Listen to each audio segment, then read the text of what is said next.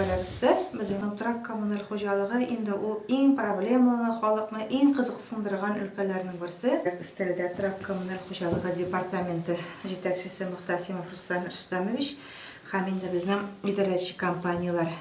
В Вознакаевском муниципальном районе 343 многоквартирных дома, которые обслуживают 5 управляющих организаций. В Вознакаевском муниципальном районе по юго-востоку Татарстана один из самых низких тарифов на тепло, на холодную воду, на горячее водоснабжение и на водоотведение.